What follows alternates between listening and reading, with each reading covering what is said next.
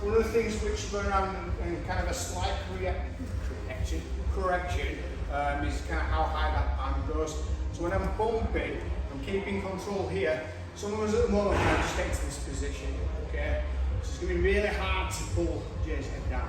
I want to try and get as much with my armpit around his neck as possible, so I'm trying to high five that pipe up there, yeah, round through, and that's what's going to give you that good control. Okay, I'm still going to take the hand across a little bit, but we're just going to walk it down. Okay, so I'm pulling on the neck, keeping the weight on top.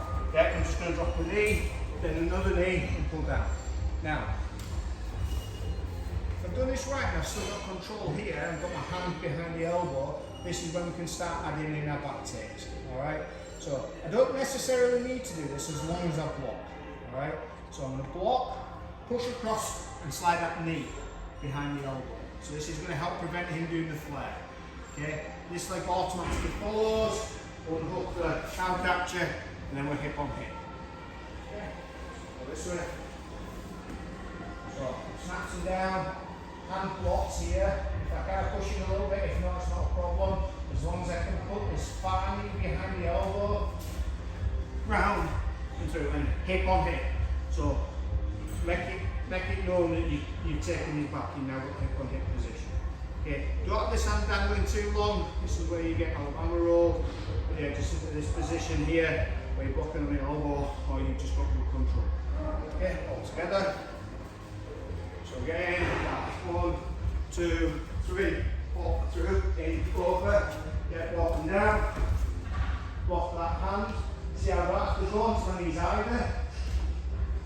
Knee goes behind and then through. The snake bit, guys, going, who's the head of kind of snake bit, like, he hates you putting your knees on the mat because you're less mobile. So if you can get used to stepping down and having your knees off the mat, it's going to make shooting that knee all the way across much easier. Alright?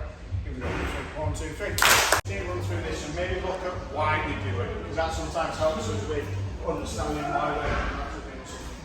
If I don't block this hand and I try to pass around this way, he can kind of lift his arm up to the ceiling. Yeah, he's going to stop while we move around to the back. We call it flare. Okay? So if I'm raising, and even if I'm on my knees like this, if I start moving around, you see he's already flaring. So he's already starting to do that. So as soon as I start moving around that way, he's going to flare and end up taking me onto the side control position. Okay, so blocking that elbow is really important. It helps if you break him down. So if he's as high as this, it's really easy for him to fly. Even if I break him down into kind of this position here, he can still flare. So I don't block that elbow, I start moving around. Yeah, his hands come up high and he's tapping this thing. Yeah, and that's stopping him from not only taking the back, but now putting me in a really negative position. Alright? So from here, you've got to block that. Yeah. So even if you're lazy, you've still got to slide that knee through. So that knee going there, now he tries to flare, it's much harder to do it. Which gives me the opportunity to then start looking at, getting a good top position. The last couple of goals, guys, let's get that nailed, and then we can move on next week. Alright, 1, 2, 3.